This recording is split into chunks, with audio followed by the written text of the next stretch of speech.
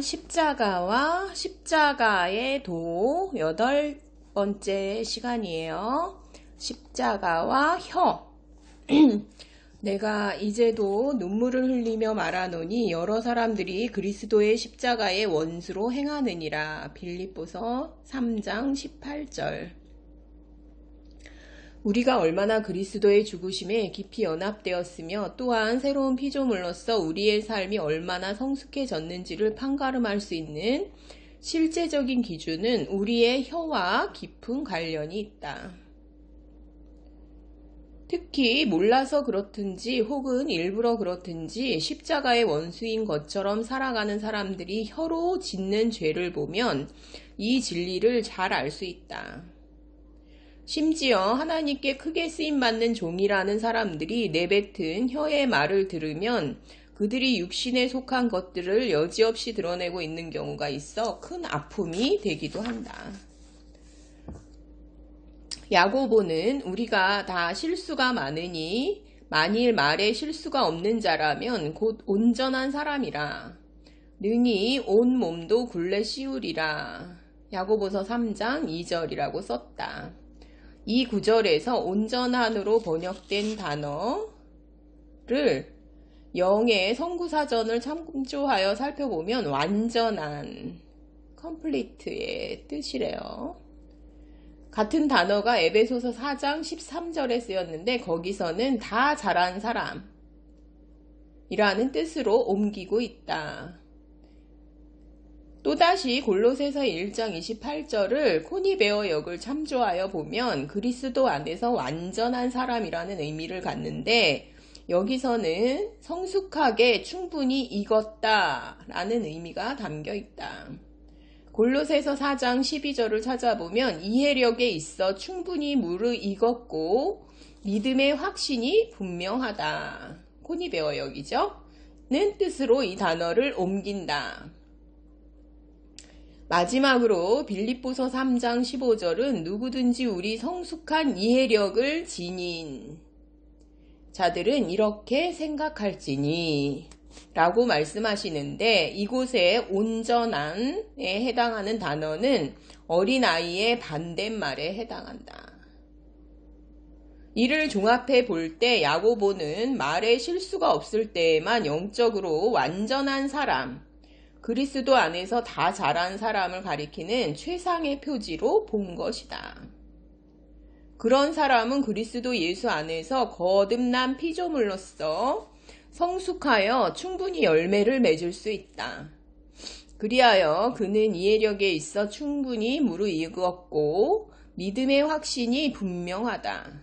그는 더 이상 어린아이가 아니며 사람의 속임수와 간사한 유혹에 빠져 온갖 교훈의 풍조에 밀려 요동하지 않는다. 그는 사랑 안에서 진리를 말할 수 있으며 믿음이 견고하고 잠잠한 가운데 그리스도를 닮아가는 성숙한 지식을 소유하고 있다. 이런 사람이 온전한 거지. 그냥 아무 말이나 다 하고 막 이러면서 온전하다.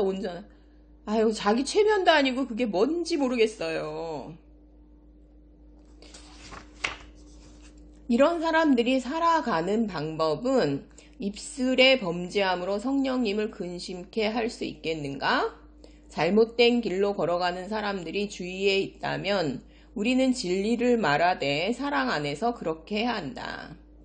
마음의 고뇌와 많은 눈물로 그렇게 해야 한다. 여기서 말하는 진리는 자기가 그렇다고 생각하는 것이 아니라 우리의 삶으로 입증되고 익히 알려진 진리여야 한다.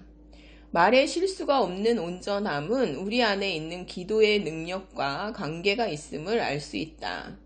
즉 우리가 하나님의 능력을 날마다 의지함으로 대적들로부터 승리하는 영적인 위치에 있는 것이다. 대적은 어떻게 해서든지 하나님 안에서 그리스도와 함께 있는 우리를 흔들어 그 자리에서 벗어나게 하려고 기회를 노린다. 그 가운데 가장 쉬운 방책이 혀의 다툼과 말의 실수를 통해서일 것이다. 야고보는 다시 한번 이렇게 강조한다. 샘이 한 구멍으로 어찌 단물과 쓴물을 내겠느냐. 야고보서 3장 11절. 한 번은 독설이 가득한 말을 쏟아냈다가 그 다음에 하나님과 어린 양의 보좌로부터 흐르는 수정처럼 맑은 생명수를 흘려보낼 수 있는 사람이 누가 있겠는가? 말도 안 된다는 거죠. 그러니까 말에 실수가 없는 사람이 영혼 육이 참으로 성숙한 사람의 표지라는 거죠.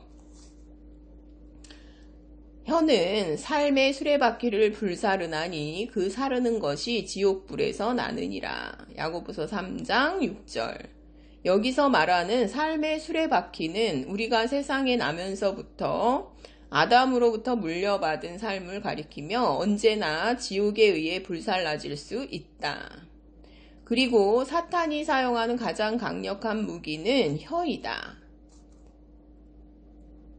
마지막 아담이신 그리스도는 대제사장과 장로들에게 거짓 고소를 당하실 때도 침묵을 지키셨다. 그러니까 어쩔 수 없으면 침묵을 지키는 게 더 낫죠. 그러니까 워낙 속에서부터 나오는 거거든요. 뭐 이렇게 욕이나 거친 말이나 이게 사실은 중심에서부터 나오는 거거든요. 중심을 우리는 감각을 하면서 살아야 돼요. 우리 중심을. 주님은 오직 진리를 말해야 할 때만 입을 여셨다. 주님은 왕의 위엄으로 빌라도의 질문에 답하셨다. 빌라도가 이르되 그러면 내가 왕이냐? 왕이 아니냐? 예수께서 대답하시되 내 말과 같이 내가 왕이니라. 내가 이를 위하여 태어났으며 이를 위하여 세상에 왔나니 곧 진리에 대하여 증언하려 함이로다. 무릇 진리에 속한 자는 내 소리를 듣느니라. 요한복음 18장 37절. 우리도 그렇게 해야 한다. 진리를 증거해야 할 때 침묵하는 것은 범죄다. 하나님께서 택하신 영적 이스라엘이라면 전쟁의 날이 왔을 때 크게 나팔을 불어야 한다. 주님의 군사로 부름받은 자들이라면 지옥의 불로 인해 삶의 수레바퀴가 비참해지는 일이 있어서는 안 된다. 우리가 오직 그리스도의 십자가 권세 아래에 굴복할 때만 마지막 아담의 생명이 우리 안에서 자라고 열매 맺는다는 사실을 잊지 말자. 그리스도의 죽음과 연합한 영혼이라면 항상 예수님의 죽으심을 몸에 짊어지는 자가 되어야 하며 세상적인 말다툼에서 얼른 벗어나 반석에 갈라진 틈에 자신을 숨겨야 한다. 지옥의 세력이 호시탐탐 우리의 옛 생명을 불사르고자 기회를 엿보고 있다. 이제 성숙한 신자는 왜 말에 실수가 없어야 하는지 이해했을 것이다. 그는 철저히 성령의 다스림을 받아 그의 온몸에 재갈을 물리는 성숙한 신자이다. 삶의 수레바퀴를 불사르기 위해 혀를 통해 전달된 뱀의 치명적인 독이라 할지라도 십자가의 죽음과 온전히 하나 된 신자의 영혼에 대해서는 어찌할 수 없다. 오히려 그 사람은 하나님이 사용하시는 통로가 되어 치유와 축복과 사랑의 말을 전하며 사람들에게 그분의 생명을 나누어 주게 된다. 그러므로 우리는 하나님의 빛의 조명하심을 받아 혀를 사용하는 자들이 되도록 주님께 간구하자. 그렇지 않으면 자신도 모르는 사이에 우리의 영적인 능력은 어디론가 새어나가 버린다. 내가 만일 헛된 것을 버리고 귀한 것을 말한다면 너는 나의 입이 될 것이다. 예레미야 15장 19절 라고 하신 것처럼 우리 마음대로 내뱉는 말이 아니라 오직 주님으로부터 나온 말씀을 대언할 수 있도록 하자.